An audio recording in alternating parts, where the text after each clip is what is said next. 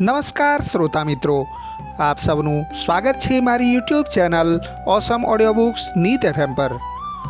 આપના માટે પ્રસ્તુત છે રહસ્યમયી દિવ્ય જ્ઞાનથી ભરપૂર એવી આ ધાર્મિક ઓડિયો બુક ગરુડ પુરાણ ભાગ 3. યમદૂત કોણ છે? મૃત્યુ પછી કોણ લેવા આવે છે? ઓમ નમો નારાયણ. નીત FMની વિશેષ રજૂઆત ગરુડ પુરાણ 30 ભાગોની વિશેષ શ્રેણી. આ શ્રેણીમાં આપણે ભગવાન શ્રી વિષ્ણુ અને તેમના પરમ ભક્ત ગરુડ વચ્ચે થયેલા દિવ્ય સંવાદ દ્વારા જીવન, મૃત્યુ, આત્મા, કર્મ અને સનાતન ધર્મના ગહન રહસ્યોને સરળ ગુજરાતી ભાષામાં સમજવાનો પ્રયાસ કરીશું. મિત્રો, ગરુડ પુરાણ ભાગ 2માં આપણે જાણ્યું મૃત્યુ પછી આત્માની પ્રથમ યાત્રા કેવી રીતે શરૂ થાય છે અને જીવનમાં કરેલા કર્મોનું મહત્ત્વ શું છે. પરંતુ એક પ્રશ્ન હજુ પણ દરેકના મનમાં રહે છે. મૃત્યુ પછી આત્માને લેવા કોણ આવે છે? શું ખરેખર ભયંકર યમદૂત આવે છે? શું તેઓ માત્ર પાપીઓને જ દેખાય છે કે પછી ગરુડ પુરાણમાં વર્ણવાયેલા યમદૂતનો અર્થ કંઈક વધુ ઊંડો છે?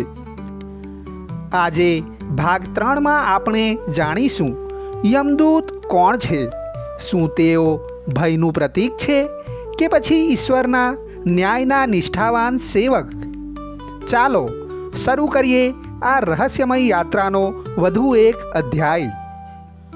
મિત્રો, કલ્પના કરો, રાતનો ઘનઘોર અંધકાર છે, ચારે તરફ સંપૂર્ણ શાંતિ, અને અચાનક કોઈ અજાણી શક્તિ તમારી નજીક ઊભી હોય એવો અનુભવ થાય.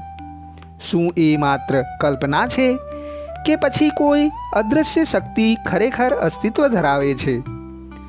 ગરુડ પુરાણમાં એક એવા રહસ્યમય પાત્રનું વર્ણન મળે છે જેનું નામ સાંભળતા જ ઘણા લોકોના મનમાં ભય જન્મે છે. એ નામ છે યમદૂત. શું ખરેખર તેઓ ભયંકર હોય છે? શું તેઓ દરેક આત્માને લેવા આવે છે કે પછી આ આખું વર્ણન એક આધ્યાત્મિક સંદેશ છે? ચાલો ભગવાન વિષ્ણુ અને ગરુડના દિવ્ય સંવાદ દ્વારા આ રહસ્યને સમજવાનો પ્રયત્ન કરીએ. આપણા પૈકીના ઘણા લોકો બાળપણથી યમદૂતો વિશે ભયાનક વાર્તાઓ સાંભળતા આવ્યા છે. કાળા રંગનું શરીર, વિશાળ આંખો, હાથમાં પાસ અને ભયંકર સ્વરૂપ. પણ શું ગરુડ પુરાણ ખરેખર આવું જ કહે છે?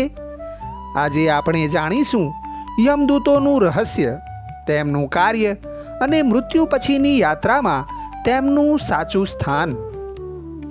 ભગવાન વિષ્ણુ અને ગરુડનો પ્રશ્ન. ગરુડ ભગવાન વિષ્ણુને પૂછે છે, હે પ્રભુ, મૃત્યુ પછી આત્માને કોણ લઈ જાય છે? શું દરેક વ્યક્તિ પાસે યમદૂત આવે છે? ભગવાન વિષ્ણુ સ્મિત સાથે કહે છે, હે ગરુડ, આ પ્રશ્નનો જવાબ માત્ર ભયનો વિષય નથી, પરંતુ કર્મના નિયમને સમજવાનો વિષય છે. યમદૂત કોણ છે? ગરુડ પુરાણમાં વર્ણવાયેલ પરંપરાગત માન્યતા અનુસાર યમદૂત યમરાજના દૂત છે.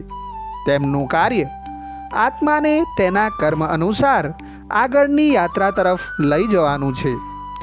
તેઓ કોઈના શત્રુ નથી, કોઈના મિત્ર પણ નથી. તેઓ માત્ર દિવ્ય નિયમનું પાલન કરે છે. જે રીતે કોર્ટનો કર્મચારી ન્યાયાધીશના આદેશનું પાલન કરે છે, એ જ રીતે યમદૂત પણ માત્ર પોતાનું કર્તવ્ય નિભાવે છે. શું યમદૂત બધા માટે એક સરખા હોય છે? ભગવાન વિષ્ણુ સમજાવે છે, પરંપરાગત માન્યતા મુજબ સત્કર્મ કરનાર વ્યક્તિને યાત્રા સરળ અનુભવાય છે અને દુષ્કર્મ કરનાર વ્યક્તિ માટે આ યાત્રા કઠિન અનુભવાય છે. અહીં મુખ્ય ભાર કર્મ પર છે, ભય પર નહીં. યમદૂતનું ભયંકર સ્વરૂપ શા માટે વર્ણવાયું? ઘણા લોકો પૂછે છે, જો યમદૂત ભગવાનના દૂત છે તો તેમને ભયંકર કેમ બતાવવામાં આવ્યા છે? ગરુડ પુરાણની વ્યાખ્યાઓ અનુસાર આ ભયંકર સ્વરૂપ ખરાબ કર્મોના પરિણામનું પ્રતીક માનવામાં આવે છે. જે મનુષ્ય સમગ્ર જીવન અસત્ય, અન્યાય, હિંસા અને છેતરપિંડીમાં જીવ્યો હોય તેના માટે સત્યનો સામનો કરવો જ સૌથી મોટો ભય બની જાય છે. શું સારા માણસને પણ યમદૂત મળે? ભગવાન વિષ્ણુ કહે છે, મૃત્યુ પછીની યાત્રા દરેક માટે હોય છે, પરંતુ પરંપરાગત માન્યતા મુજબ જે વ્યક્તિએ ભક્તિ, સેવા, દયા અને સત્યનો માર્ગ અપનાવ્યો હોય તેને ભય નહીં પણ શાંતિનો અનુભવ થાય છે. કેટલાક ગ્રંથોમાં એવું પણ વર્ણન મળે છે કે આવી આત્માઓને દિવ્ય દૂતો માર્ગદર્શન આપે છે. કર્મનો અચૂક નિયમ. ગરુડ પૂછે છે, શું કોઈ માણસ પોતાના કર્મોથી બચી શકે? ભગવાન વિષ્ણુ જવાબ આપે છે, ના. જેમ પડછાયો હંમેશા માણસની સાથે રહે છે, એમ કર્મ પણ હંમેશા માણસની સાથે રહે છે. સારા કર્મ શાંતિ આપે છે, ખરાબ કર્મ પશ્ચાતાપ આપે છે, અને આ જ જીવનનું સૌથી મોટું સત્ય છે. યમરાજ કોણ છે? ઘણા લોકો યમરાજને માત્ર મૃત્યુના દેવતા માને છે, પરંતુ આધ્યાત્મિક દ્રષ્ટિએ તેઓ ન્યાયના પ્રતીક છે. તેઓ કોઈને સજા આપવા માટે ઉત્સુક નથી, પરંતુ દરેક આત્માને તેના કર્મનું યોગ્ય પરિણામ મળે તેની વ્યવસ્થા કરે છે. શું મૃત્યુથી ડરવું જોઈએ? ભગવાન વિષ્ણુ કહે છે, ડર મૃત્યુથી નહીં, ડર ખરાબ કર્મોથી હોવો જોઈએ. જો જીવન સત્ય, પ્રેમ, ક્ષમા અને કરુણાથી ભરેલું હોય તો મૃત્યુ અંત નહીં પણ નવી શરૂઆત બની શકે. આજના જીવન માટે સંદેશ. વિચાર કરો, જો આજે તમારા દરેક શબ્દ, દરેક વિચાર અને દરેક કર્મ આવતીકાલના જીવનને ઘડી રહ્યા હોય તો શું તમે એ જ રીતે બોલશો, એ જ રીતે વર્તશો? કદાચ નહીં. આ જ ગરુડ પુરાણનો સૌથી મોટો સંદેશ છે. મૃત્યુને યાદ રાખો, પણ દરેક દિવસ એવી રીતે જીવો કે જીવનનો હિસાબ આપતી વખતે પશ્ચાતાપ ન રહે. મિત્રો, યમદૂતનો અર્થ માત્ર ભય નથી, તે સમયની યાદ છે, કર્મની યાદ છે અને જીવનને યોગ્ય રીતે જીવવાની પ્રેરણા આપે છે. આગામી ભાગની ઝલક. આગામી ભાગમાં આપણે જાણીશું ગરુડ પુરાણમાં વર્ણવાયેલ વૈતરણી નદીનું રહસ્ય શું છે. શું ખરેખર મૃત્યુ પછી આત્માને આ ભયંકર નદી પાર કરવી પડે છે? ગાયના દાન સાથે તેનો સંબંધ શા માટે જોડવામાં આવે છે? અને આ આખા વર્ણન પાછળનો આધ્યાત્મિક અર્થ શું છે?